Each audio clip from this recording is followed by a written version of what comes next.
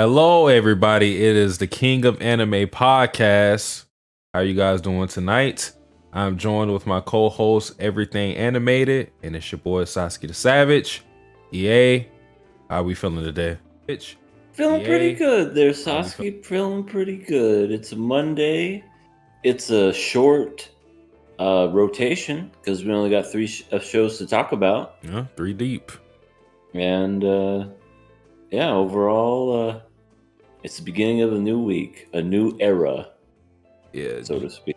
just in case you guys weren't around for the podcast, we had it Wednesday last week, so that is why we're not talking about what would have been the latest episodes of the Megumin spinoff, the Konosuba spinoff, as well as Oshinoko. So that's why we're not talking about those two today. Yeah, we didn't kill it or anything. Yeah, it'll be in a normal rotation come next week. But as of now, Insomniacs, Demon Slayer, Vinland Saga, that's the schedule. It should be a shorter podcast, so a lot more concise, less to talk about. We don't have the viewer questions, so yeah. I mean, people still don't like us. Well, it's the fact that I can't access the viewer questions, but okay. Yeah. Well, if the second Ben comes back, we're gonna have like 500 questions to freaking answer. Oh, if we go back to the backlog, it's going to be hell. We're never like that should just be a separate podcast at that point. Honestly, who would you win and spend the night over with kissing? You know, it's like, no, I don't want to know. You know, the typical question, the templates is who would you spend the night with? Some comic book questions that we're going to fumble over. Who's stronger? Who's the one character that they always keep bringing up for strength? They keep talking about the guy from Classroom of the Elite. Yeah, that guy. They keep bringing up the main character and saying, who would win in a fight? A badly injured Saitama versus him. Yeah, that's the guy. What is good, QRW6? What up, KOA? Looking forward to today's KOA. It's so surprising summer season is coming.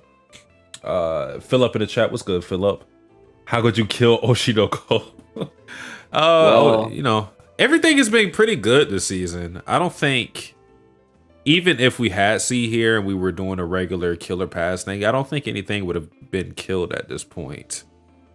Yeah, maybe Megumin, the anime, would have came very close, but now it's past the point of no return. Yeah, you know? Yeah, that's probably the weakest out of everything we've watched, but I would say that this season was very enjoyable for the things we watched. And there's some things that we missed, so I don't know what we're going to do exactly for the award show, how we're going to go through with that, if we're going to go through with that, but yeah, a lot of good anime, a lot of things that we missed that were good. I would say overall this season has been surprisingly better than I thought it was. Yeah, it really has, especially some that I never would have seen on my own, especially on Oshinoko. Yeah, for sure. Before I start, I just want to give a little like update that doesn't really matter. So I started playing Nikke this weekend, the booty shooters, as I like to call it. It was actually pretty fun to play. We had some of the boys come through. EA was there. Ellie was there, a friend of the podcast, Hollow. They all came there and they brought their communities. It was a fun time. I don't really do the whole gacha thing too much or at all, but it was enjoyable getting the character that you like, because although I never played Nikke, I always watch their streams of them playing Nikke, so I have some characters that I like. So once I rolled and got the character that I liked, it was a satisfying feeling. But that's the whole gambling mindset that you adopt from gacha games. So I wouldn't recommend other people to pick that up. But hey, unless you got money. If you got money, then whatever. In excess, not just have money in your bank account. It's like, oh yes, I will have one. How much is it? Oh, it's about $100. What? No, $100 for the booty. Well, like I was, since I was playing it for my first time, I was actually like surfing through it to get an idea of how much money these guys were spending on this game, just to give you just to put you in their shoes. Some of the, no, not some, those skins, just to get like a different costume for those characters, they cost $20. And to get like just yes for a costume, yes, my God, yes. It is an expensive hobby, but it's not like they're spending all their own money on it. Sometimes they have like people donate and they pull money together to get certain things or whatnot. So it's all fun and games, but I can't do it myself. I can't do that. So free to play is the way to go for me. But I'm a free to play, or if I buy something, I hope that everything comes with the game already, minus the DLC. Yeah. I feel like that's how games are nowadays. It's like, oh, if you want more stuff, you gotta get the DLC, Ultimate Edition. It's like, ugh. Yeah, they definitely put things out unfinished for the sake of, farming more money later on with a more complete package. Just the whole story now. Yeah. I blame Call of Duty. Well, it's like every game now, but Call of Duty is a very big proponent of it. What's good, Light Ruler? You got to get your the waifu the best clothes. I guess so. I feel like people should know the dangers of gacha, considering that we cover Odd Taxi on this podcast, and that show went very in depth of how everything could go wrong. Granted, it wasn't just gacha that got his life the way it was, but man, oh man, I forgot what episode that. It was like episode 5 or episode 6. That was a really great episode. Yeah, that was cool. Like, it was one of those. He was really obsessed with his the games, and then he finally after spending, I think it was like $10,000, 100,000 yen on his goal to get that red monkey, and then the phone just crashed and burned into a puddle of water, and you kind of feel bad, but at the same time you kind of don't, because it's like you kind of put yourself in that situation. But yeah, that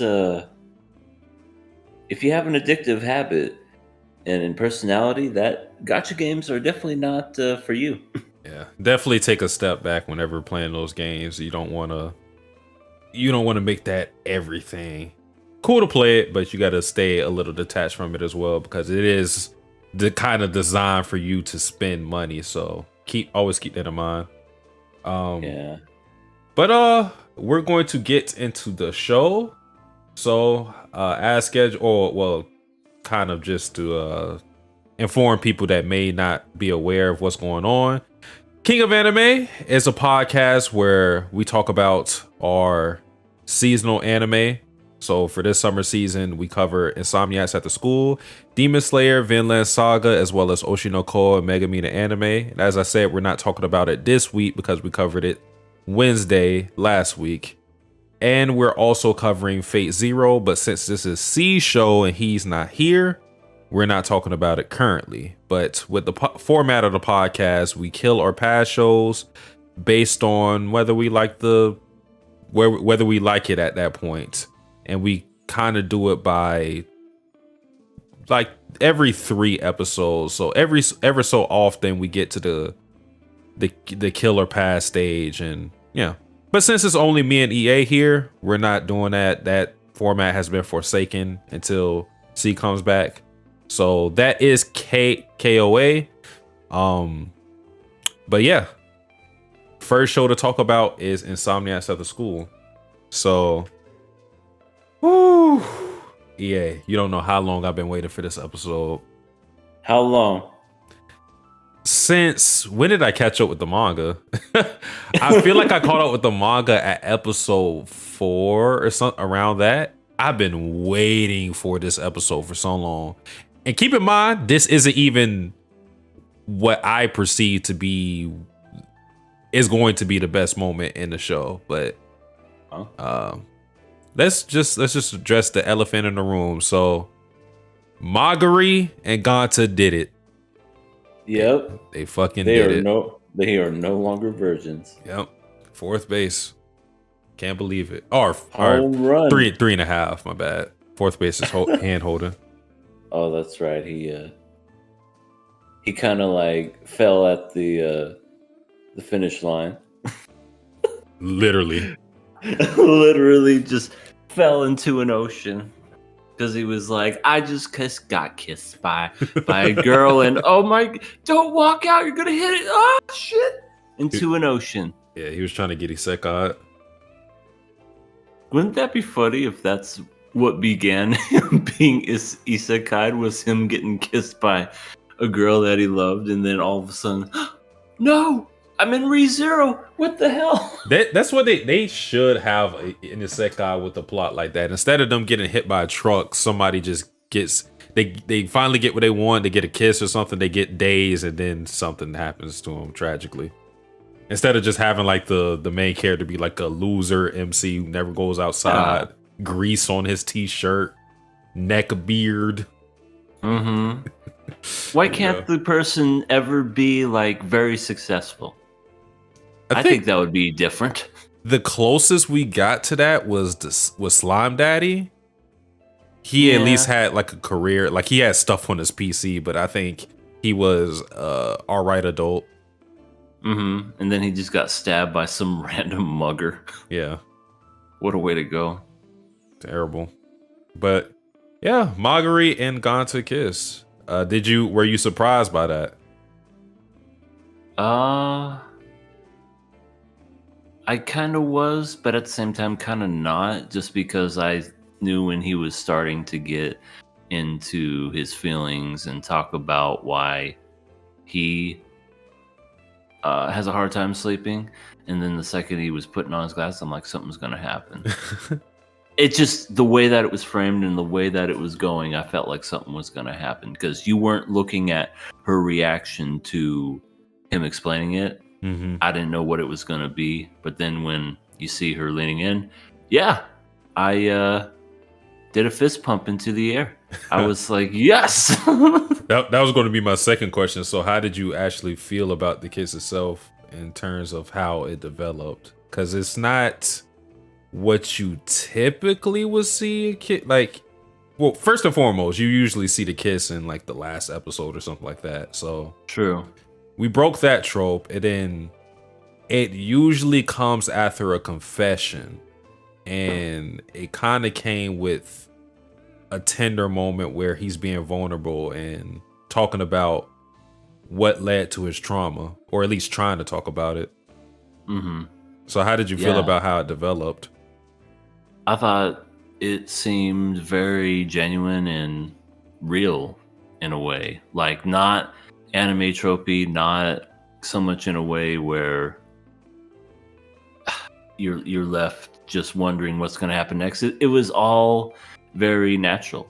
You know, she wanted to basically console him because, you know, she understands.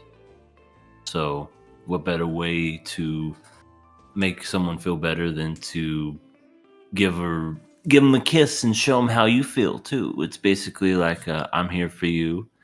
I like you just like you like me. And I feel like they've kind of had that feeling for a long time, where they've known about each other's feelings. Mm-hmm. I think it just kind of boiled over to this particular moment where she felt like that was the moment to do that. So it was very genuine and very natural. I felt it didn't feel artificial, where it was like somebody was half asleep and said, "Oh, I think she's cute." You know, or someone was half like sick and dying on the floor and like, "Oh, I just love you so much." It was way better than that, so I liked it. See, I think you used the perfect word, natural and genuine. Perfect words, natural and genuine. What I've loved about this show since I read it is that I never got a feeling that it's not a show like any show that you can think of that has like some romance element in it. Like the ones I think about are what was the name? Your Lie in April. I think of shows like that. I think of A Silent Voice, where, and this is not to get down on these shows, but I think with those shows, it has a lot more dramatic moments where the emphasis is more so on the romance and the ships to be a little more like Hallmark-esque, to where like you said, when you see those type of moments, you understand, okay, this is an anime. When I kind of see moments of romance in this show, I just feel like this is how it would be in real life, or it just feels a lot, like you said, a lot more natural. It's like their relationship is idolized in a way that they're both insomniacs. Of course, there are a lot of coincidences that came into their relationship, but it also feels grounded to the point where these two just feel kind of right for each other, So when, having the kids when it happened, it just, like you said, it just felt like a natural progression to get into that point, because they spent really the whole episode having like a marriage simulation. Yeah, pretty much. They were out at night taking photos, then they were playing in the in the sand on the beach and whatever. They were talking about eating gyoza, which have you had gyoza? I have not. Oh, it is so good. It's basically kind of like a dumpling, and it's like pork and cabbage and carrots, I think, and it's wrapped up and it's deep fried. It's so delicious. I highly recommend anybody wants gyoza, have gyoza. When they were talking about that, I'm like, God, I could go for some gyoza right now. And yeah, that's some good stuff. It was fun.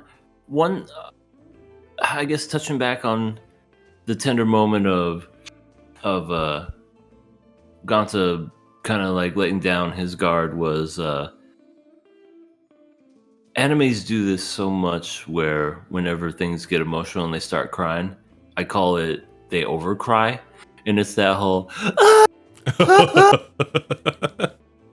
yeah. I hate when animes do that. It's so like some moments it's like, okay, fine, yes, I get why they cry like that, but then there's some moments where they kind of, it's like, do you really have to be screaming that loud? I thought it was interesting, the voice acting choice, how it wasn't a full cry, and it was just one of those, he's holding back, and just It just felt like he's holding back his snot and tears. That didn't go unnoticed. That was one of those, that was a great choice that they decided to go with that. Yeah, it worked so great in the moment, because if you think about it, and again, bringing it to like a realistic setting, crying in front of people, I would imagine that most people don't try to do that. So trying to, choking back tears, but not being able to do it, I think that fits the moment perfectly, rather than, like you said, like a full on belly flopping on the floor type of scream at the top of your lungs cry. It fits the scene a lot better. It goes with the atmosphere, and that's what I've always appreciated about this show. It is a true romance series. We're dealing with high schoolers, but it's a true romance series. It's not a rom-com. This is real romance. Yeah, and they're doing a really good job with it. You picked this one way back at the beginning of the season, and I went into it not knowing anything, and all I gotta say is you done did it again, Satsuki. I was pleasantly surprised by this show. Still am, with just the anime, because I know what's going on and I know what content they're going to cover. But man, I'm telling you, when you look at the manga in comparison to the anime gives you better quality. but the accuracy of some of the shots they have, like panel to animation frame, it is so spot on. And I gushed about the accuracy of Made in Abyss season 2, which I still think that's like one of the most accurate anime that you can have. But this is pretty good too. And they've rearranged some things here and there. Like for example, in the manga, Marguerite's sister doesn't leave until the day that it like after they do the whole thing where they're shopping and all that stuff. And then Marguerite says like, you sleep here, I sleep here. She leaves that day. So they weren't they were alone. Like they still did whatever they did, but the sister was around and she left like later, as opposed to what the anime did, having her leave earlier. So it's stuff like that where they're rearranging stuff. But when it comes to actually showing the content of these moments, they're spot on, and then it just looks a lot better because it's animated. Like whenever they have the scenes of them like gazing at the stars, that's something that the manga doesn't capture as great as the anime does. Yeah, sometimes some things look way better in the anime versus the manga, and sometimes it's the other way around. Yeah, One Punch Man. for sure. I just think because of it, just it being a color works in the favor of this show so much, especially since we do a lot of photography in the show. It being in color helps with the anime side of things. Oh yeah, absolutely. Pretty stuff. Oh, QRW6, I gotta catch up on some comments. I was a gacha hell myself and finally uninstalled the game, but still spent a good amount of dollars. Yeah, like I said, I've never fallen into that hole, but prayers to my brothers that are in there, because anybody can end up like that. It's easy to get caught up in it. At least you got yourself out, QRW. So Fate/86 coming soon. They could have some type of thing going on. 86 and Nikkei have a lot of similarities. They should make some collab or something.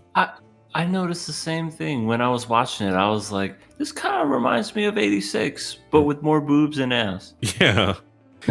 they should have some type of collab, but I don't know if C would be okay with having his, oh my God, his waifu have her ass out while she's I was shooting. going to say, if they had Vladilena with the jiggle physics and the ass out and everything, we'd never see him again. He would be gone. Look at what they've done to my woman. Oh shit. QRW6 said, now for me from Shield Hero was also close, when we were talking about like the Sekai protagonist always being like the loser type of guys. Yeah, I'm pretty sure he had a decent life before he got Isekai, because it happened randomly, if I remember. From having a decent life to being accused and hated. The Isekai assassin was successful on Earth. I'm not familiar with that one. I think I saw the first episode. He was like a hitman. Like he was the perfect hitman on Earth, and then, well, not so perfect because he got killed, and then he got isekai'd. And of course, he was a full-grown. I want to say he was like in his 50s because he lived such a long life. Then he got God, and then he got reincarnated as a girl because you always got to get reincarnated as the opposite sex. Wait, I feel like you just described. Maybe we're talking about two different ones. But I read something that was a Yakuza guy who got isekai. We're not talking about the same thing? I don't know. I mean, I'm just going off of what I remember. I'm pretty sure he was a hitman. Okay, we may be talking about different things. Yeah, like I said, the one I watched, he was a Yakuza. The only reason I drew that connection is because he was also an older guy, so interesting. Mm-hmm. I think those are a little more interesting when you have the MCs like well over their 30s. Just make it forces you to make decisions with the story to where you can't rely on the MC being super naive and dumb. Right. And that's always interesting. Mm-hmm. But getting back to Insomniacs, I can't say enough about how I love the show. It was this cute moment after cute moment with them on the beach, cooking together, them texting each other while they're sleeping, the stupid faces like Marguerite doing the knee boob stain, Gonta doing the glasses on the ceiling thing, you know, just stupid late night couple stuff. Like they are super lovey-dovey, and I'm here for it. I love moments like that where it may not necessarily progress the story, but it's fleshing out the relationship and just making them feel like an actual couple, rather than just trying to hit like certain drama points. Like, I don't know, like we got to focus on their family and talk about how he saved her from this moment, or we have to have misunderstandings so that we can have it stretch out 2 or 3 episodes. Oh God, that's always so bad. Wait, it's not what it looks like. Oh, that too. Oh God, the third party girl falling on top of the guy doing an almost kiss thing. Right. Oh, and I'm so glad that there's not like another person that's like, I love Gonta, or I love Marguerite. It's just let them be a damn couple. Exactly. The one time they did do something even close to that was when the little boy hit on Marguerite off screen and she teased him about it. That's right. And we said that this guy was like a baller. Yeah, because he was hitting on all the girls. He's just like, hey, ice is for all 4 of them. Icy's for all 4 of these gorgeous women. As he's just wearing his glasses and he just kind of slowly tilts it down, like raises the eyebrow and just blows a kiss. That's allowance money well spent. And maybe he got a hug or something. I don't know. Yeah, maybe one of them came over and said, "Thank you for the ice cream." And he's like, "I just got a hug." Her boobs touched my chest. I am officially a man. Money well spent. But how did you feel about Gonta's the brief glimpse that you got of his backstory? From what I saw, it sounds like the reason why he stays up is because he has abandonment issues. I feel like, and maybe I'm just drawing a blank and maybe they didn't mention it. Do we know what happened to his mother? Like, did she pass away? Or something? I can't remember. I know something happened to his mom. And that was the thing that kind of alluded to it. He woke up, was looking around the house, saw nobody, and then he said, "Mommy." Okay. As in, he didn't know where she was. I'm pretty sure it covered it. I believe, I'm hope I'm not messing it up. It's always difficult with these things because I struggle to think, did the anime cover this or not? But I'm pretty sure the moment they said what happened was when the teacher visited his household and his dad told his teacher what was going on with Gonta because they talked about his shoes and whatnot. So his mother just, like you said, just abandoned him. One day in the middle of the night, she just left. Yeah. So you saw the morning that she, or in the wake of her leaving and him discovering that she's just gone. And that's what led to him being an insomniac in the first place and the trauma associated with that. Because like you said, he's trying to extend the day out because for him, tomorrow is something that he dreads. Right. I look at it as when he was asleep, he missed out on the opportunity to maybe try to convince his mom to stay or to say goodbye or something like that. It's very much a, well, first of all, I don't know what's going on with the two parents, if they are back and forth, they don't like each other, blah blah. But still, that always messes up with a kid. It's one thing to be in a divorce and yet you're still in contact with the mom and the dad. Mm-hmm. It's another thing to not be in the picture entirely and just say, "I'm gone." Yeah. That's the thing that kind of is really upsetting. Is and I get it. I understand why he would feel that way, and that's really sad because no kid should have to go through that. And from what we see, he has no real relationship with his mom. He's never really talked about it. So, and like I told you before, to this day in the manga, we haven't even seen her face. So That's true. definitely And something that they can uncover, but as of right now, hasn't been. yeah, I think that's intentional too, because maybe to him, you know, he knows he had a mom, but if he was to say what she looked like, he probably couldn't tell you. Yeah. But in regards to their relationship, it brought everything together. When we first watched this show and we were speculating why they're insomniacs or talking about the convenience of them being insomniacs. At that point, when I still was an anime only, I could have never really imagined that things would be as serious as they are now, with Ganta having his abandonment issues and Magri having her heart condition. Yeah, this shaped up to be a very mature story. I didn't think it was going to be that going into it.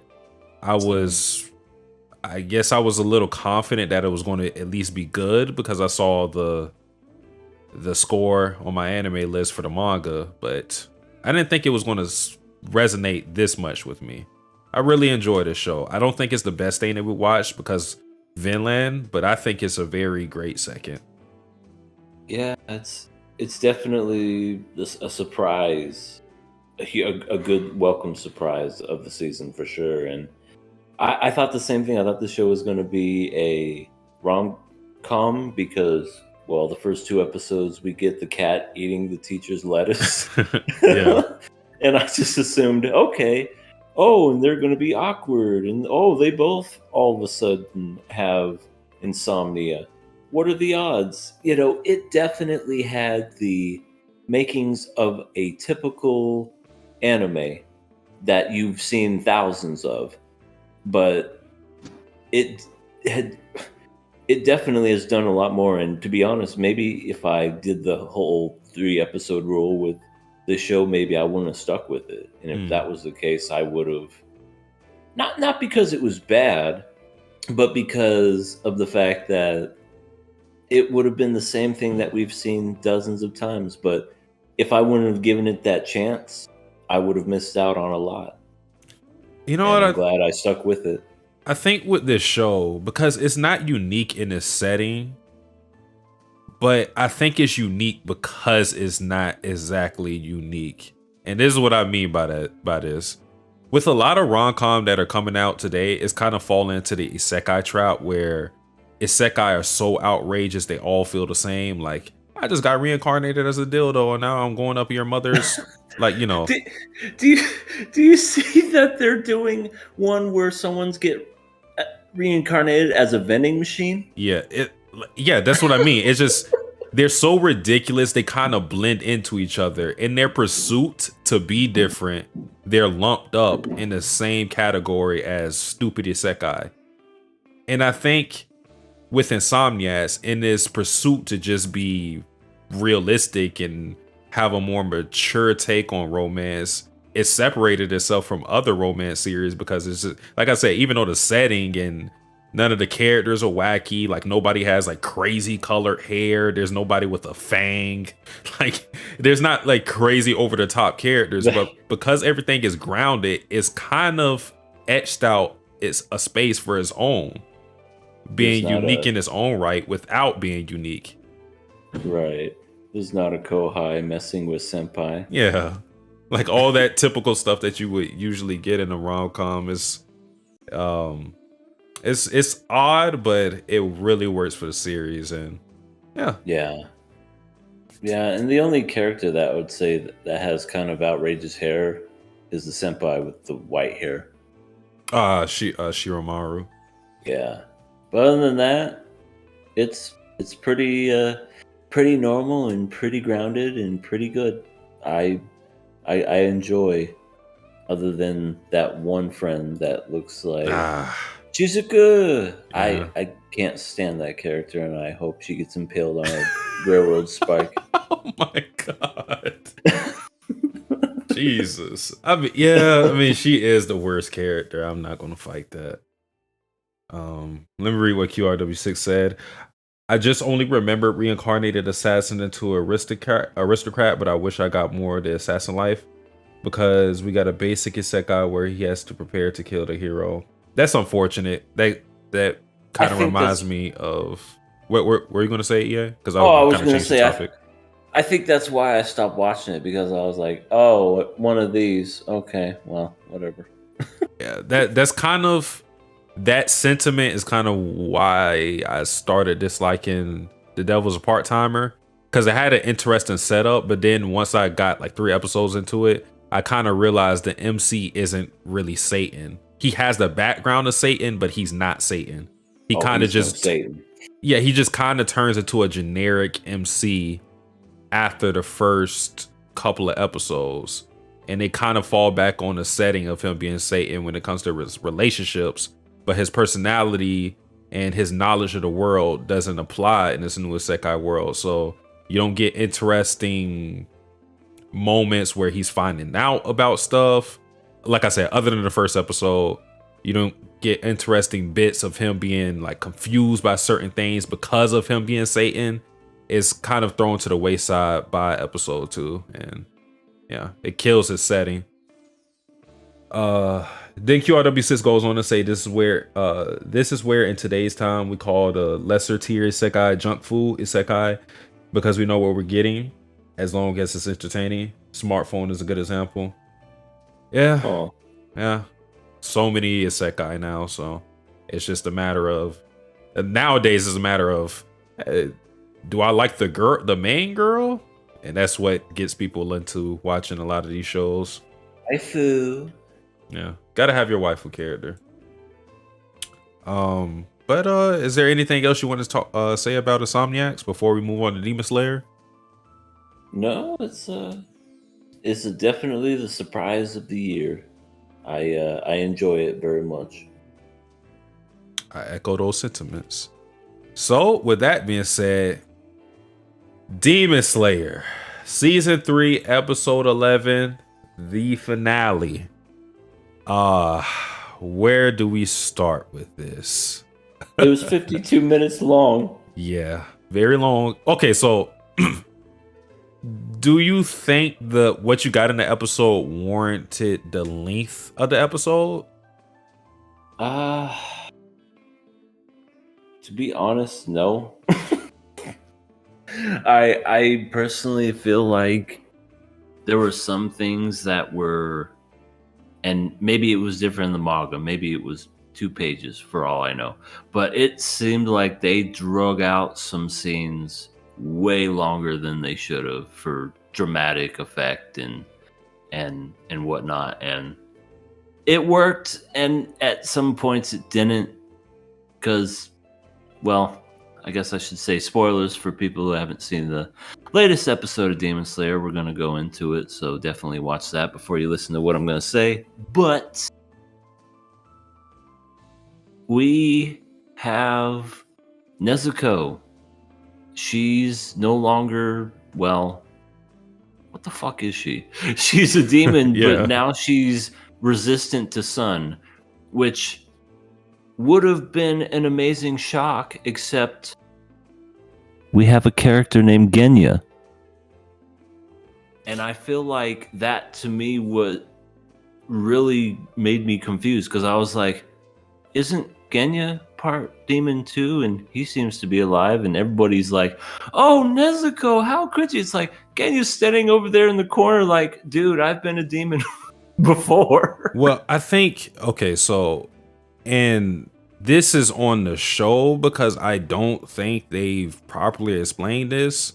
They explained nothing. They talked about it briefly, like Genya talked about it very briefly, but I think what's going on with him is he gets temporary demon powers, but he's not a demon.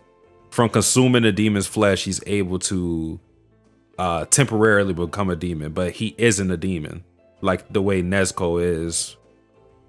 Okay. because that's what confused me, because he seemed to have been fine because this dude got stabbed and he regenerated and all that other stuff. I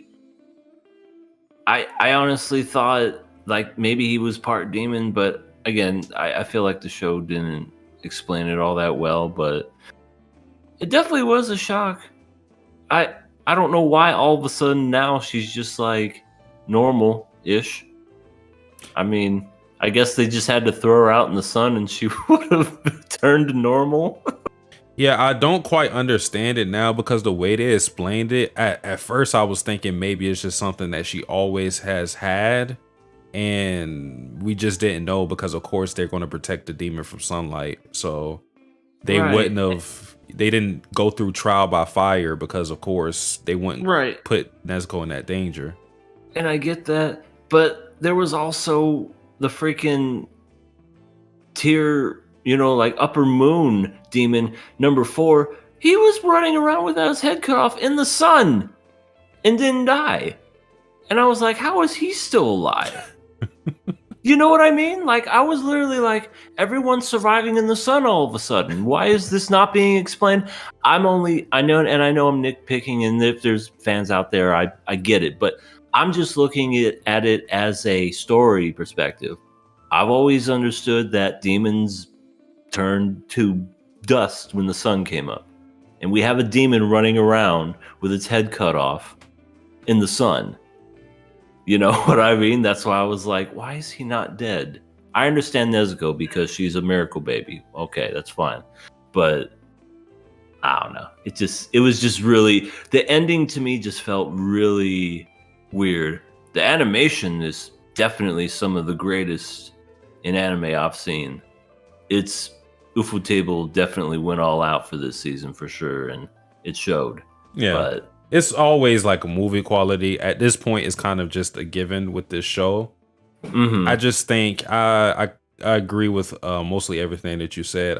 I do think that this could have been a regular length episode because the fighting overall wasn't interesting. Now, the animation for it, because it's completely different. The fighting itself wasn't interesting because the conflict was really Tanjiro working his legs to hit this guy, because the fight itself was him running around and then getting big and choking Tanjiro. That was the extent of the fight. Like, but the techniques look cool. Tanjiro using thunder breathing for the first time, that was pretty wicked. yeah, but that was cool.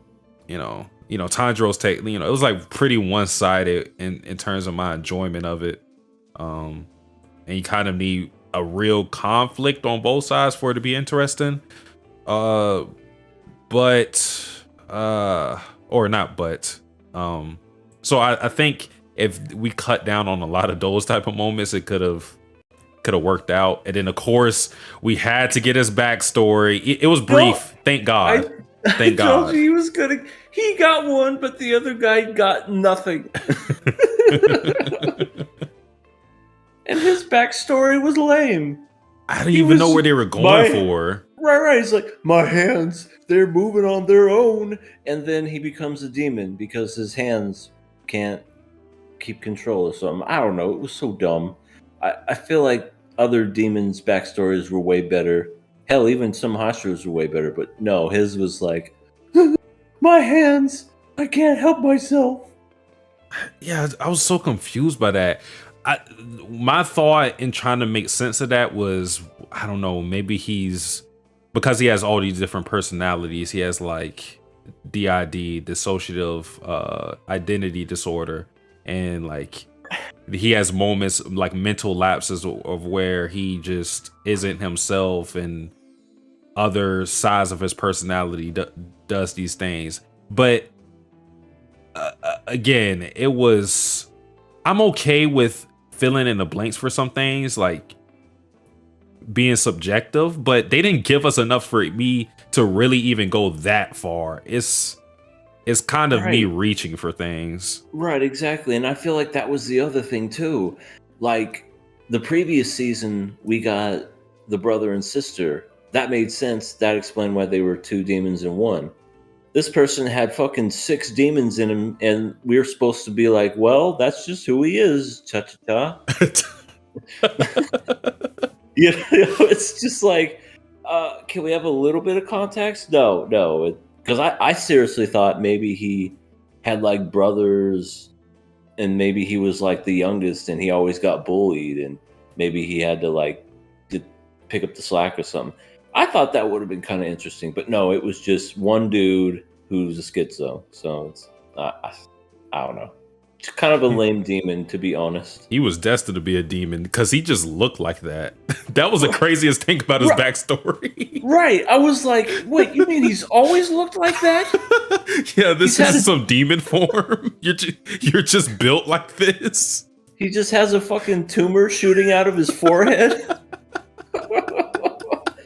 He just always looked that way. Yeah, because even the I think his name was Gyoku or Gyoku. Yeah, the previous demon from the entertainment district art. He went through some things for his appearance to change the way it was into his like demon form and whatnot. Right. Lot of abuse, lot of fighting, yada yada. You get the picture. But this guy just looks like this. Right. Oh my God. I feel bad for his mother. Pushing him out must have been hell. Oh my God. She died giving birth. For sure. I have no doubt. We got to read some of these comments though. I feel like minutes, QRW6 says, I feel like minutes could have been shades such as the motions because it was feeling overdone. I feel Genya's demon form is temporary, where his could wear off, but the show didn't explain well, so we're stuck waiting into the next season of special. The question though, QRW6 is, do you think they will explain that with Genya specifically? I think they'll get more into the Nezuko stuff because we'll have characters like Tomoya, I believe that, or Tomoyo. I believe her, maybe even a character like Shinobu will kind of, because like there are scientist type of characters. They may explain some things, but I don't know if they're going to get into the Genya stuff, honestly. He's just going to be pushed in the background and he's going to be like, hey, what about me? No, Nezuko's the new hotness. He's such a weird added on character. I feel like he was unnecessarily a focal point in this season. I don't know why they went with him being our aide in here, because it doesn't feel like there's nothing really for us to build upon with this character other than him being related to one of the Hashira. I don't know how far they want to go with that, but the series isn't that long for us to seriously explore that. I feel like everything that he did could have been like Inosuke, or God forbid, Zenitsu could have taken on the mantle of what he did in this season, and it would have worked out better because we actually care about them. True. Or not we. Some people care about that. I don't care about Zenitsu, but I care about Inosuke. So the only good things Zenitsu did was the freaking, lightning breathing technique, and that helped Tanjiro in this episode. So I'll give him that. Yeah, that was pretty cool. Tanjiro, so at this point, Tanjiro has 4 different forms that we've seen: sun breathing, fire breathing, he's pretty water OP. breathing, and thunder breathing. Yeah, he's he. I don't know what the next season's going to be, but I think it's going to have your girl Shinobu, and it's going to have the rest of the Hashira, because I think the next arc is called the Hashira training arc. So I wonder if that means Tanjiro is going to become a Hashira. This show is so odd because, and damn, I'm just catching myself on it. We sound so negative with this episode. I know. And it's going to sound like another negative thing, but this is like my honest thoughts. Like, I'll get more into like stuff I like, I promise y'all. But I feel like the rankings of the Demon Slayer Corps has been bad, because they had like an entire ranking system of like 10 different ranks, and none of the ranks actually mean anything. It's like if you're not a Hashira, you don't really matter in the show. It's like Hashira, Tanjiro, the rest of the gang, that's it. The ranks below Hashira, we don't care. Like whoever's a rank below, we don't care. Whoever's 2 ranks below, we don't care. Whoever's first rank.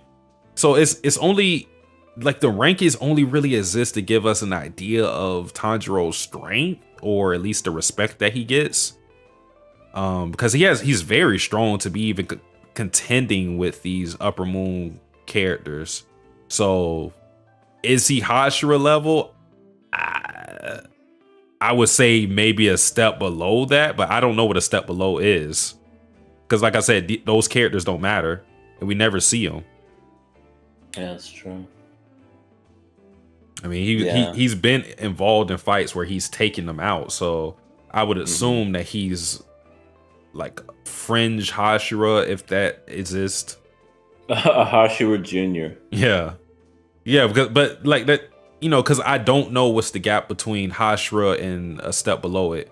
Because if the gap is as big as like, let's give you a comparison, like with Bleach, the gap between lieutenant and captain, that gap is very huge. So saying Tanjiro is like close to Hashira, I couldn't say that he's a step below it in being like the 9th rank, because that's like lowballing him heavy. But somewhere in between that, yeah, maybe. Yeah, and I look at what we're doing as just little nitpicks. I wouldn't, because I didn't hate it per se, this episode. It's just more, I feel like it was a lot longer than it needed to be, and I felt like it just didn't really explain certain things all that well, so that whenever we got to the Nezuko part, to me personally, it wasn't that shocking. It was just like, oh, of course she's alive. It wasn't like, oh my god, she died. But I still enjoyed it. I felt like animation wise and everything else was just the best. They had to show up so much that this was apparently in Times Square in New York. Like It was actually all over Times Square, which is, I mean, for an anime, that's impressive. Anime is running the world. Absolutely. But overall, I enjoyed it. It was just a little long-winded, I think, with a little bit of inconsistencies. And I will say this, still going with how you say about Muzan. He's a dick. Yeah. He doesn't give a shit about any of his subordinates, and we know that, but it's like, why does any one of these people put up with him? Because he's only for himself, because now apparently he knows Nezuko is the one, because he has a fucking magic lamp and crystal ball that can show him things and shit. But yeah, he's like, I could finally devour her and become immortal. It's like, what about all your other friends? Fuck them. I don't give a shit about them. So the Muzan thing confuses me, because he said he had like a 2-front plan. One, to find the blue spider lily, I believe that's what it's called. Or 2, find somebody that could withstand the sun so he could devour them and absorb that power. So if that really was his plan from the get-go, how come he wasn't, like, we know he's infected a lot of demons because of how many demons exist, but how come he hasn't been testing them as to whether they or not they could survive the sun? I mean, unless he's been doing that and it's been off screen and they didn't show it. To me, it just seems like he's been making demons and not doing anything after that. Oh, he's been taking a breather. He's been a child, and then he's been a girl, and Michael Jackson. So it's just like, and why? Yeah, why does he keep going into these different forms, like reading manga, looking like Detective Conan in one, being Michael Jackson, moonwalking on people?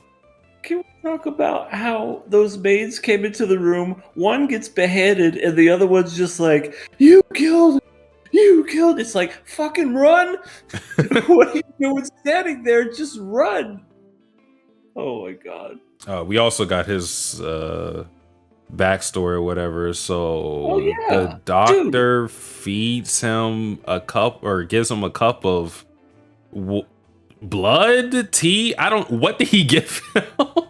Right, I don't know, but all I know is whatever this doctor gave him spawned the whole demon thing. So this doctor needs to like he is patient zero, so to speak. He's all no, I take that back. He's like Dr. Frankenstein. Essentially, he created a monster, and I don't know how he did that. He just kind of had the stuff. The So stuff. I mean, that's really what it was. It's like this stuff will make you feel better, and Muzan was wasn't even patient, just murders the doctor. Yeah. And I love how he was describing it. I realized the stuff started working. It's like if you would have waited, you could have known it was fine, and maybe he could have continued to help you. Maybe he could have made him super incredibly strong. But no, he killed the doctor. Yeah, that's an interesting thought. I didn't think about it that far, but it's interesting if he could have helped him with the sun thing too, because maybe he could have seen like there were symptoms. Obviously, this dude had to have known what he was doing a little bit, because he's like, "Oh yeah, just drink this, it'll all be good." And Muzan's like, "Yeah, it didn't work after 5 seconds. I'm killing you." That's exactly what happened. He's like, I still feel like shit. Slice. Well, I guess you know what I think the backstory kind of shows us that I didn't think about until we just talked about it. I think it shows us that him being a demon was an inherent thing with his personality rather than some side effect of him just becoming a demon. Yeah. Because He was him, always a dick. yeah, him just having a thought of, yeah, I'm going to kill this guy because it didn't work. Like that's all him, you know. Which I think a lot of these backstories with the demons kind of show us that they were either monsters before they were demons or becoming monsters because of whatever traumatic things they may have been through. So That's true. I did like Muzan's backstory because of the everything was black and white except for the blood. I thought that was a nice little touch right there. I was like, oh, that's sweet. yeah, nice. That was actually a little nice backstory. I think that was actually a good implementation of it, because there have been a lot of black backstories in this season, a lot that I felt was unnecessary, but that one felt fine. But some other things I liked in this episode, actually really like the Tanjiro moment where he had like, it was almost like Telltale's press X to cut down demon, or press circle to protect sister. Oh, right. It was a split decision, and then you have to pause the game to really think about what you wanted to do. All right, guys, this is what I'm feeling. I want to kill him, but I started this whole mission because of my sister. That was actually Right. pretty emotional. You know, of course, in hindsight, we know that she survived, so it wasn't really much of what there wasn't consequences from that choice. But I thought him even thinking about it like the way he did and not being able to come to a conclusion was good enough for me. I really liked that moment. And she spoke for the first time in a while, and I guess she has a childlike mind. She's just like, oh, hi, yo. Oh, hi, yo. Go no side.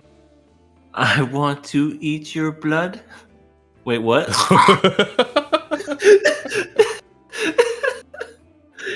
She just kills him right then and there. Sounds like something that you'll get on Doki Doki.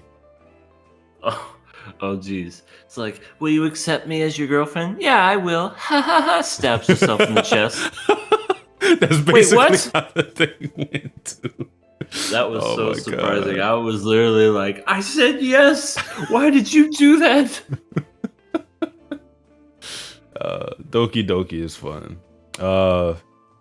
Reading some more of the comments. QW6 said, also the opening theme hinted Nezuko possibly walking in the sun because the sun was setting on her from night to day.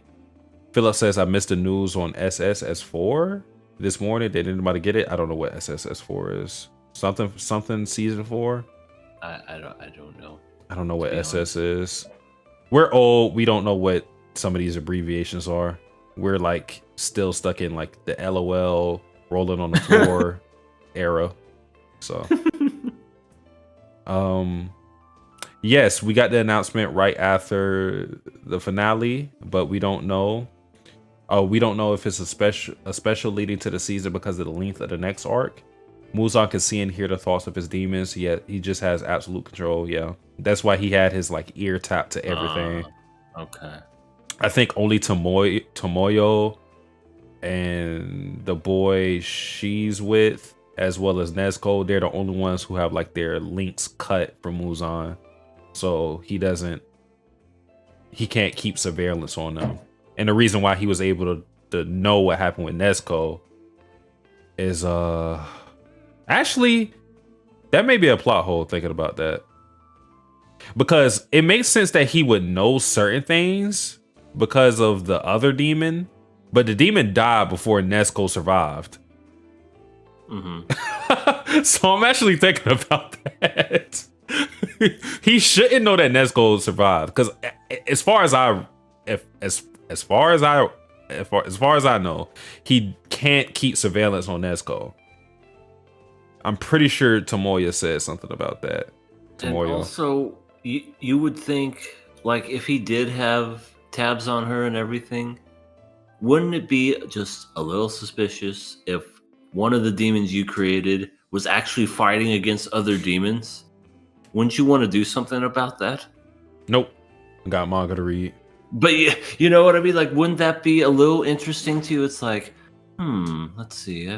I see there's one demon here. She's actually fighting other demons. Let's see what's in One Piece today. To me, with the whole thing of characters like Muzan, that doesn't work for me is I always think to myself, why are they just sitting back and just not doing anything? Like, haven't you guys learned from Thanos? Sometimes it's just better to do it yourself. Right. He stepped up, did it himself, and look what happened. Shit got done. Yeah. Especially when you have as much control as Muzan has with all the surveillance and whatnot. You would think that if he saw some of these things going down, he would go, okay, let me step in. Let me get these guys out of here real quick. Because if he just systematically went after every Hashira individually, he could kill these guys, I would assume, fairly easy. Right. I feel like it would be pretty easy for him. Yeah. Considering that they're struggling with these upper moons, so, and we understand he's stronger than the upper moons. But besides that, I really like the, what do I want to call it, like celebration tour that they gave Tanjiro at the end with all the swordsmen, like unclogging his nose, getting rid of the blindfolds and letting Tanjiro be celebrated because of him saving the village. I thought that was pretty nice. Yeah, that was nice. Everyone else didn't get that, but good for him. Yeah, they don't care about Kenya or Missouri. It's just like, whatever. Kenya and Missouri and even Muchiro. True. They all get yeah. Thank you. Get the fuck out of here. Yeah, I don't know. Maybe they already left or whatever, because right. They did the same celebration for each and every one of them. They used like the same props. They took the candles off the cake they already used. Right. Oh shit! Oh, here comes Tanjiro. All right, get the confetti. Get the confetti. Surprise! Oh, Tanjiro, thank you. It's just like Tanjiro's looking at like, isn't there already confetti on the floor? What? No, don't look. But rankings are to give us an idea of their growth. Tanjiro, Zenitsu, and Inosuke. I hear what you're saying, Philip, but we only got what 2 updates of them with their rising ranks. So it was like I forgot when the first time was, if there was 2 times, but I remember the one time it did happen was when they defeated the Upper Moon and the Entertainment District arc. Yeah.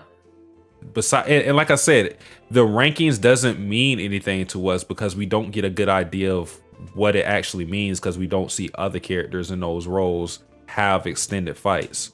So like the reason why I understand how strong or the gap between a lieutenant and a captain is because I actually seen lieutenants fight in Bleach. Like I seen Renji fight. I seen who was another lieutenant?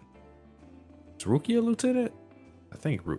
Rangiku is a lieutenant. Yeah, I seen Rangiku fight. I seen all these other different characters fight as lieutenants. So that gives me an idea of their strength disparity with their captains. Here it's kind of just Hashira or Tanjiro's camp. So I don't really have a good idea of the difference between ranks.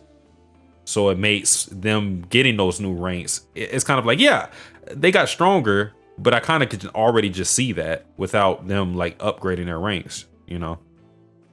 I guess it's more of a respect thing though. Like the Demon Corps is more respecting them rather than being a badge of their strength. Yeah.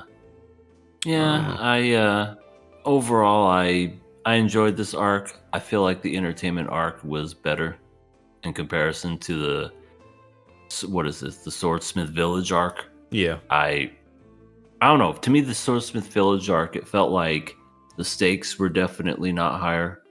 You know, everybody was in trouble, but at the same time, everyone was fine. They were never really in any danger. As for the entertainment district, you know, where we get freaking Tengen losing his arm and everyone giving all their last breath, Inosuke got stabbed through the chest, and it just felt like they were doing everything to take down these freaking demons, and it took, like I said, literally everything, and it took down the whole village with them. Mm-hmm. And I just felt like the stakes were just so much higher in that arc that when we got to this one, I almost feel like it should have been switched. Like we should have had a showcase of how strong the Hashira were beforehand, and then you raise the stakes, and then you have it in this season where it's just like people are literally breaking their fingers, losing limbs to take down these things. I feel like it should have been the other way around.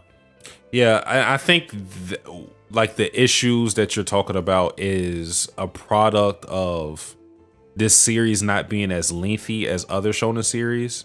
It's crazy to say that because you would think like 200 chapters. That sounds like a good.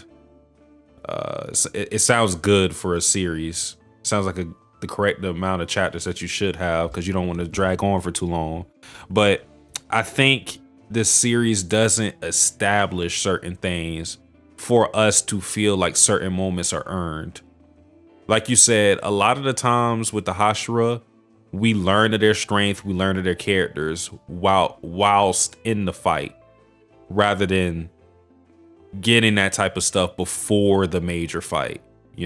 There's not a lot of build up to a lot of these moments. It's just like from the get-go, we're just in it. And it works for this like high octane type of action junkie. It fulfills that itch. But for and it's kind of crazy that Vinland is going to be a net stand because it's like the opposite. It doesn't work in a frame of just taking your time with the story, having some patience, and kind of stockpiling certain moments and certain character revelations for a bigger moment. It's kind of like we get that bigger moment as soon as we can get it. And it cheapens some things when you're not exactly patient with it. Yeah, I feel the same. Again, I know I sound like I'm hating on it. I'm not. It's just, for me, it's nitpicky. And, I feel like no show is above being nitpicked. So some of the great shows can be nitpicked. So yeah. Last episode though, so Yeah, next year. I mean, they'd be crazy to stop now. Yeah, I know they're gonna come back with the rest of the Hashira, and it's gonna be interesting to see what's gonna happen. And yeah, I don't know. I don't know what this arc's gonna be about because we have 3 Upper Moon demons left in Muzan, and that's it. I can't wait for Shinobu to finally make a true reappearance after all of this time. Because she's been here and she's been like showing up here and there, but she hasn't like actually had a good moment since the spider demon stuff. Her literal introduction. I can't wait for her to show back up just to die immediately. It's gonna happen. It's gonna happen. No. All my favorite characters die. Not your bae. You know how often it happens. It's just I'm actually surprised like Mitsuri survived all of this, but whenever it's my favorite characters, I expect them to die if they're not the main character. Yeah, Mitsuri, she was kind of like fighting off screen the whole time, and then of course at the last second, oh no, I'm about to die, and then all of a sudden she's okay. Yeah, it was kind of funny. But Demon Slayer concluded. Faceful boobs. Oh yeah, and then Genya did the blushing thing. Yeah, he's like, I shared a shower with her. No, not a shower, a spa. Wait, he didn't even do that. Never mind. What am I saying? Demon Slayer is complete. I don't know when exactly the next season is going to be, but we will be here for that. Year. Yeah, probably. They're going to feed the streets as soon as possible. But yeah, that is Demon Slayer season 3, episode 11, the finale. Next time we'll talk about it will be season 4, and hopefully things get much better. But Shinobu. Manga fans weren't really pleased with Demon Slayer from my memory, like at this point. Really? Yeah, but I didn't know anything about Demon Slayer at that time, so take that with a grain of salt. Next show to talk about though is the finale of Vinland Saga. Vinland Saga season 2, episode 24. What a wonderful ending to a great season. I mean, what more can you say? He finally came back home after 16 years. He was 6 when he left, and he came back, this older man. And I thoroughly, enjoyed the reuniting. His damn sister. His sister is more brawn than she is brain. She's just this, who are you? You're nothing. You're an imposter. Leif Erikson told me that he found you and you left. It's like, girl, I understand. But anyway, what do you think this imposter's gonna do? Take some of your... Is their family rich? Well, look that rich. Well, okay, so I want to say some things about Yova because there's a lot to be implied given what happened with Thorfinn and Thors and everything. But before I do all of that, let me catch up on some of these comments. The Mass Effect decision making. He can't keep tabs on Nezuko because of her blood art, and the whole indirect looked like it had an earthquake. Oh, the end of the district arc. Oh, okay. Entertainment district arc did come right after Mugen Train, and we saw the potential of the upper moons. This person is about to die. Here's their life story. Not enough time to get to know and mourn them. Which is why I hope the final season is 2 cores. Also, do y'all believe Chainsaw Man should have been 2 cores because of the hype? Because the hype faded, or is fading anime wise? I feel like it being 2 cores would have probably helped it more. But honestly, Chainsaw Man has always been like this niche type of series. Because it's sort of it's odd to say because of how wacky it could be, but it's more it appeals more to a little more mature audience. So you can't show Chainsaw Man to kids. Like Demon hell no. Slayer, everybody can cosplay as these characters. You know, they're killing demons, murder. We get all of that stuff.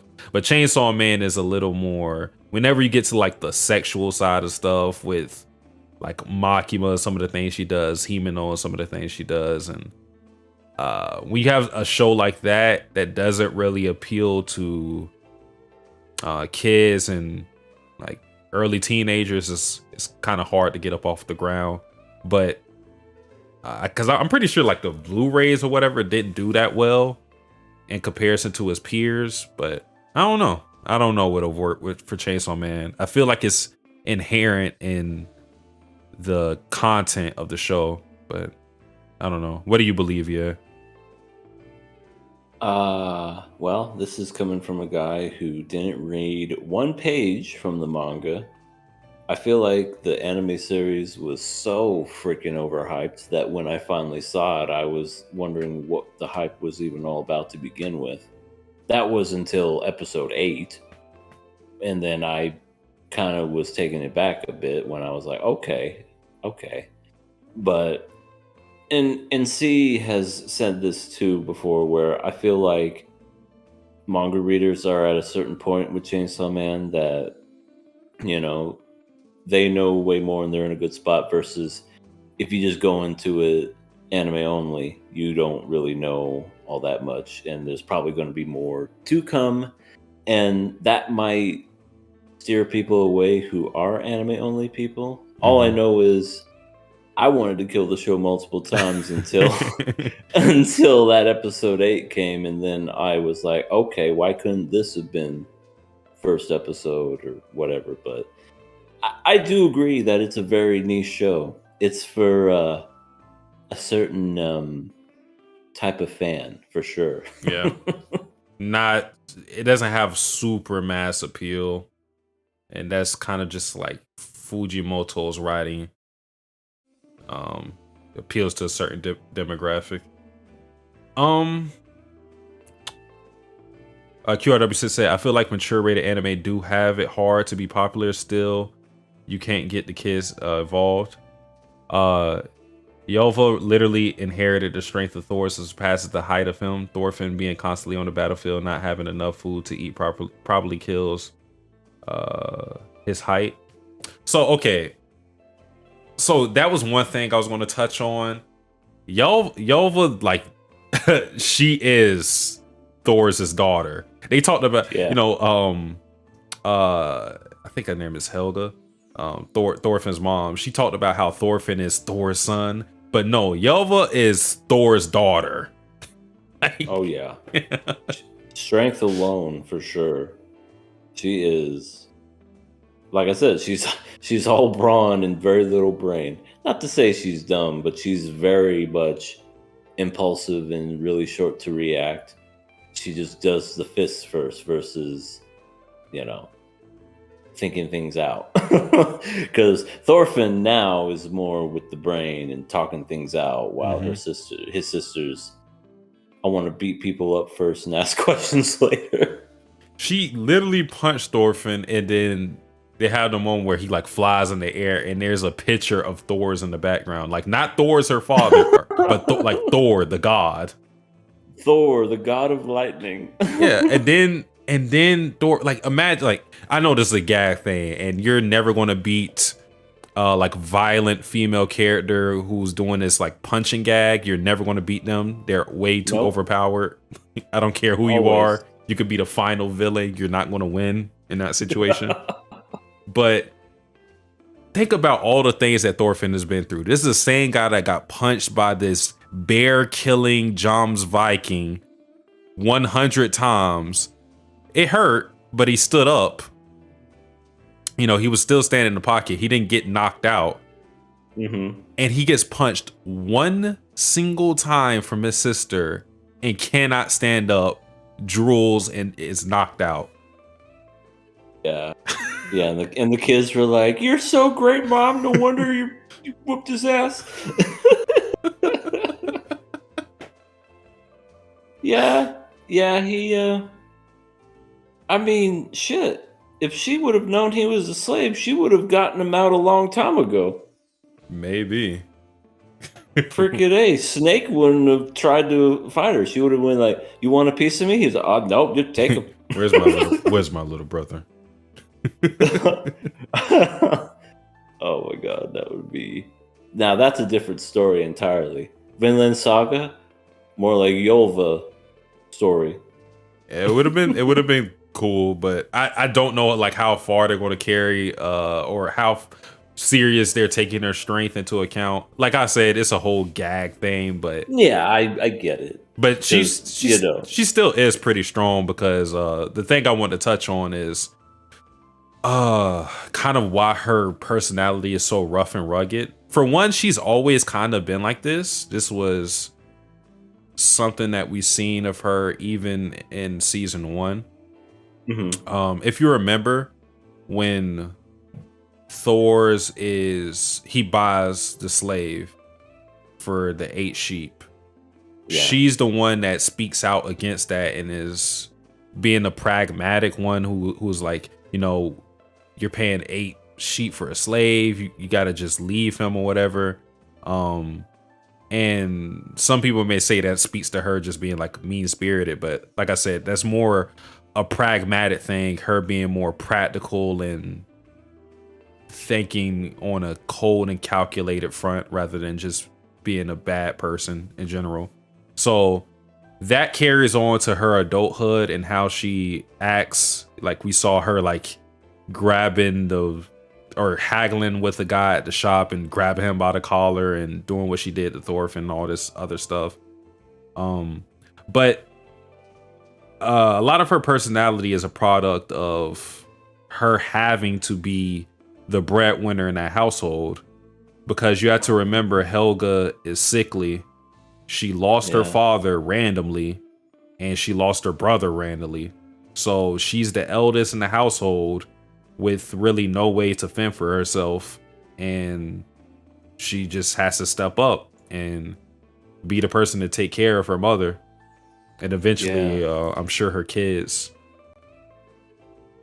Also, who's the daddy? They showed a dad. He was one of the kids he was one of Thorfinn's friends. Okay, that was the one he reunited and saw him. What was it, Army? Yeah. Or Ari? Yeah. Yeah. Oh, okay. That's cool. That was a cool little scene too. And then she comes in. What is this guy still doing here? Helga's like, no, that's your brother Thorfinn. It is? What took you so long? She went in like he thought he was going to get the hug. Twice. Got kicked in the face once. Then he got freaking uppercutted. And it's just like, sis, I've been through so much shit. Could you please? And look what you did to your perfectly nice cabin. Now you're going to have to rebuild it. And Thorfinn doesn't know how old he is. I believe when he left on the boat, he was like 8. Or I thought they said he was 6, but he could have been 6. And then they said, like in the story, like he described what had happened to him in those 16 years. So I'm guessing he's in his early to mid 20s. Yeah. Yeah, so 22 he would be. Yeah. At this stage. Yeah. Pretty young. Which, yeah, and could you imagine not knowing where your son was this whole time or brother? And then he just tells you literally everything that happened in season 1 and 2. And you're just sitting there like, my God, you've been through a lot. Yeah, that was a pretty touching moment when he reunites with his mom. I'm glad they didn't try to pile on with gags when it came to his mom, because doing it with the sister, that's fine enough. I don't have an issue with that. It's just sometimes you can't sacrifice a touching moment like that for the sake of a joke. And they took it serious at that point, and it was a very great moment. Yeah. They tried to do a little bit of it when Bug Eyes was like, I'm Thorfinn. And Leaf was like, what the fuck are you doing? Don't confuse her. He's like, hello, mom. Which is so weird because I'm like, why are you trying to step into these random people's lives? I know. He didn't say shit the whole time, and now all of a sudden, guess who's home, Mom? I can see if they're like rich or something like that, and you just want like a piece of their lifestyle, but you're like living all right with Leif Erikson, so I don't know what the issue is. Maybe he just wants a mommy. Maybe. Who knows? But yeah, that was a great scene. I got a little teary eyed. I ain't gonna lie when I saw how she's like, you look just like him, and then she hugged him, and he's apologizing for leaving, and yeah, that was great. Jesus, it's crazy to think about being missing for 16 years and not knowing what exactly happened. And you know, like Yalva said, like they just thought he was dead. Being on the battlefield for 16 years, everybody would assume that.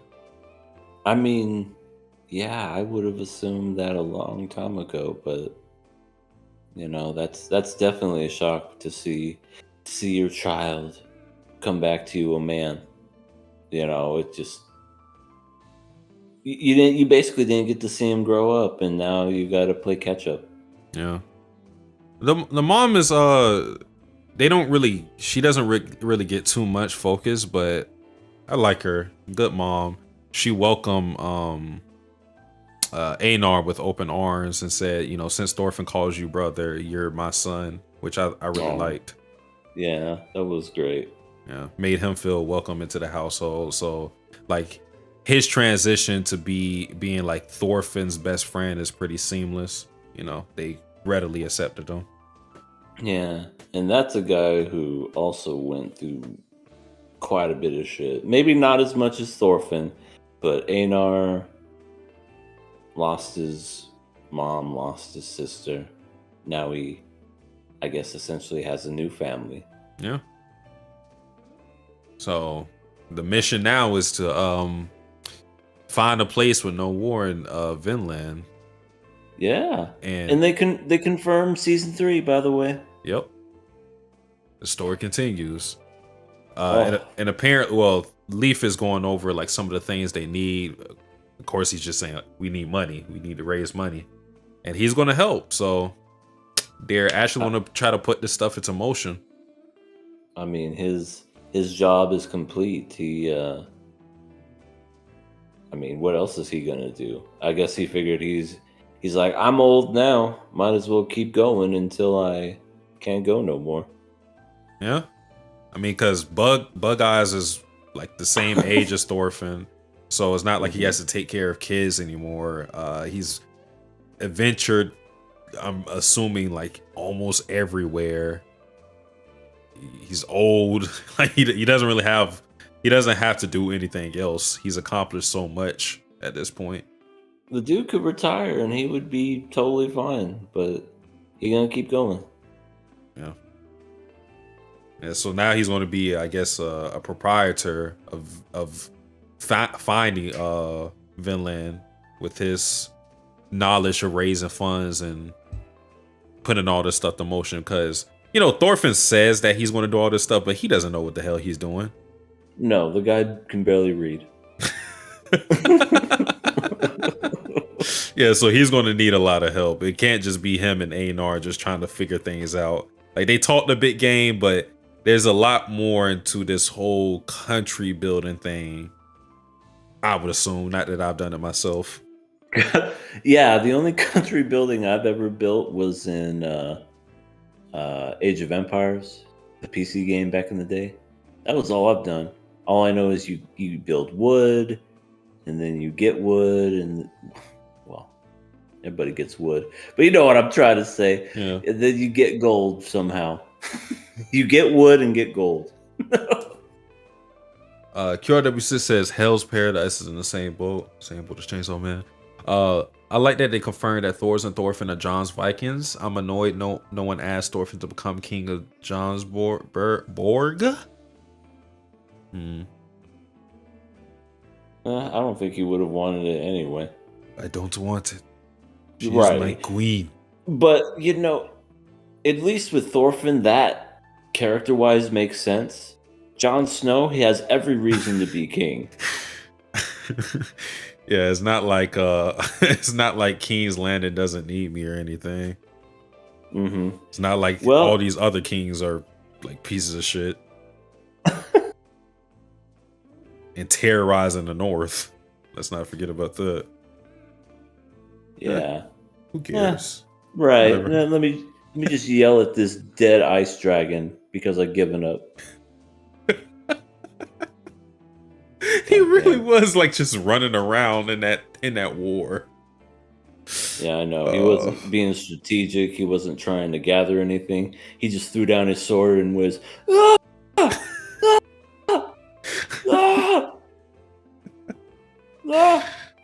D&D, what did you do that season? I still don't know. Well, I'd be surprised if those bastards ever get another job anytime soon. They just like made the last season was like, well, that's all we got, folks. No questions. Gotta go. Oh, those bastards. But other than the heartfelt moments that we got with the family and Thorfinn, getting some more information from Leaf as far as like the next step in finding Vinland and all of this stuff, I don't know if there's anything else to talk about with this episode. Trying to think of something else, but I think we covered everything with this. I'm pretty sure that's what it was. I mean, just reuniting. That's all it was a perfect ending to the season, And it's so great because season 1 was very much bittersweet. Actually, a lot of the bitter. It was very sad, to be honest. This one was just so much better with the ending. It was one of those. You just felt happy for him that he finally got to be reunited after all these years. Yeah. The contrast of the finales of the end is the first season, he loses his purpose in life and becomes a slave. And then this season, he he didn't do it this episode, but he finds a purpose and he comes back home. And he cut his hair and he's now clean shaven. True. He's clean shaven. He looks like he actually looks pretty good. You know what the next step is, right? Get a wife? Yeah. Yeah. I mean, he cut his hair and everything. He's like, oh, right. It's time. Or taking a runaway. Something. I don't know. I mean, he's 22, so he's got to be interested in some women. Yeah. I mean, I couldn't imagine a guy who deserves it more than him. He needs to get him some freckled hottie. Yeah. Einar as well. Yeah, Einar needs it too. He I thought it was funny how he was like, oh man, I'm so cold, and Thorfinn's just like, this is nothing. Because he's got that Viking blood in him. Yeah, true. I was born in it. Molded by it. But wait. Phillips or what the?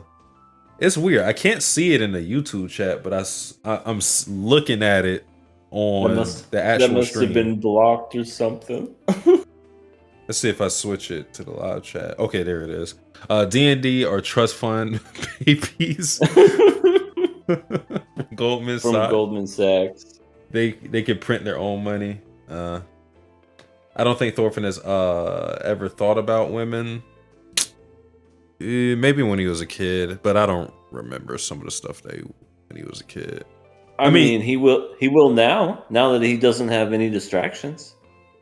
Yeah. To be fair, it's kind of like the phases of Thorfinn. Yeah, he wasn't interested in women. It's kind of like from kid to psychopath for a whole bunch of years to mind broken slave basically, and then him turning to the Thorfinn that we know now of. So yeah, it was really like at no point were women on his mind. So I mean, now's the time to live his life and catch up on some years that he's wasted. Yeah, Thorfinn's he's gonna star in his next brand new rom-com anime called God.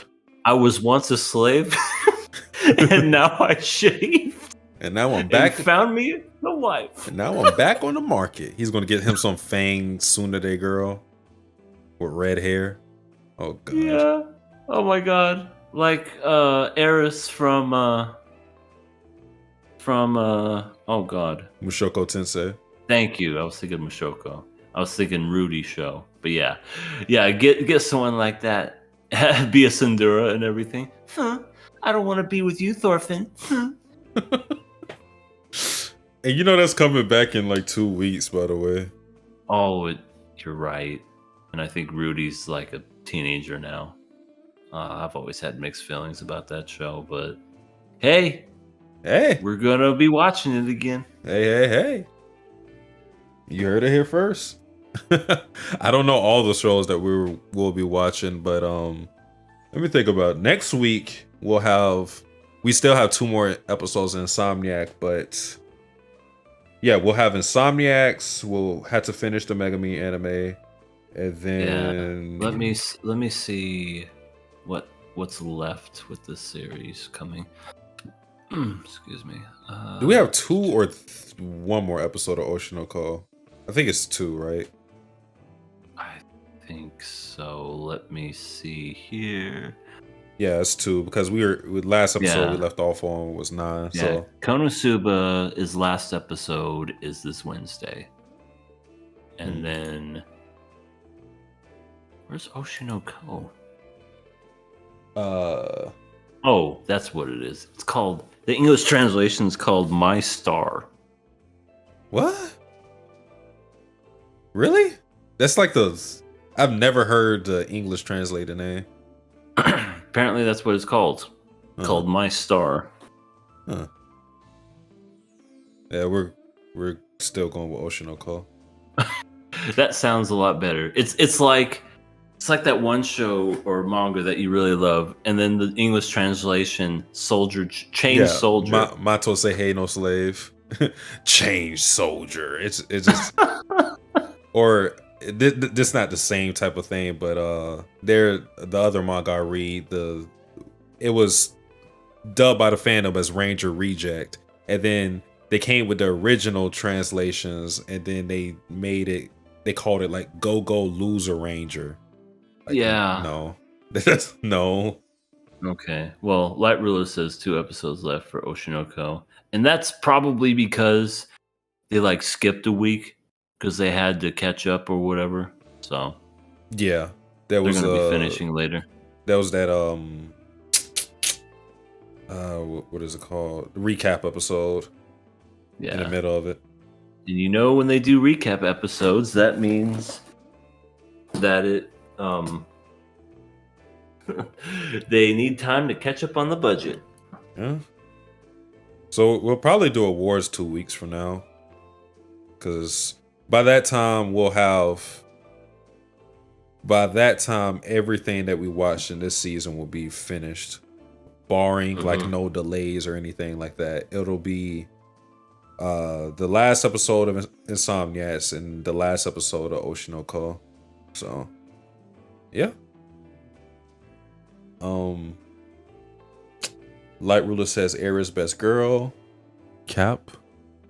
Galena's Oshinoko equals Idol's children. Now that sounds better. Yeah, but for some reason they call it My Star, so ew. I don't know. But I think that we talked about everything to talk about with these shows. So, EA, question for you. What is it, good sir? Where can they find you? Well, you can find me over at Everything Animated, my channel with the same name. No imitators, because all the other imitators are full of shit. Don't subscribe to them. Subscribe to me. I am the fun-loving guy known as EA. I guess in a couple weeks or so, next season, I'll be talking about Rent a Girlfriend Season 3. Woo! To talk about the horrible disgustingness that is that show. Hey, And don't talk about his wife like that. Oh, right, because I forgot that he's just gonna keep writing this damn mangaka until we're all dead or something. It's going to get to 300 chapters eventually, I think. And then one of them's gonna say, "I kind of maybe like him." Think about like the difference between Rent a Girlfriend and them not being together, and then think about Insomniacs, where we got a kiss. The equivalent, the manga equivalent is 46 or 7 chapters. We got this kiss, as opposed to Rent a Girlfriend, where we're like week 369 and we still don't get anything. Yeah, it's bad. It's bad. So please subscribe to my channel so we can talk about the horribleness. My and God. And yes, Light Ruler, why does Rent a Girlfriend get season 3? I want new Komi season. It is currently, the manga's at 286 chapters. Oh my God. It's getting to 300 easy. Oh my God. It's going to be longer than Hunter x Hunter. Now that is sad. The guy who made Hunter x Hunter put everything into those chapters, and yet this guy is, I don't know, I hate to make it sound, no, I will, is just fucking shitting all over a piece of paper and calling it art.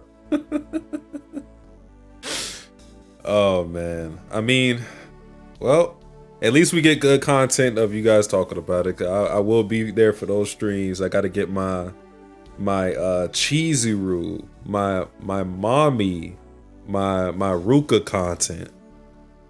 I need that. Need a Sumi, and apparently there's going to be a brand new 5th girl. Streamer girl, I think. Yes, streamer Bobs. So stupid, but yeah. So subscribe to that, do that, and I have a Twitter and Twitch as well. So love you. As for me, it's your boy Sasuke the Savage. You can find me on my Twitter, Sasuke the Savage with a DA. Same name as my Twitch, Sasuke the Savage, where I am currently playing Nikkei, aka Booty Shooters. We there for fan service, but we also there for the story, because there's a story and it's sad. Think of 86, but with butt cheeks. Legal butt cheeks, by the way. Oh, they're all of age? Not all of them, from what I know, or at least like, well, it's one of those things because they're all like robots, so like technically everybody's of age, but there's obviously characters that are designed to be children. But we don't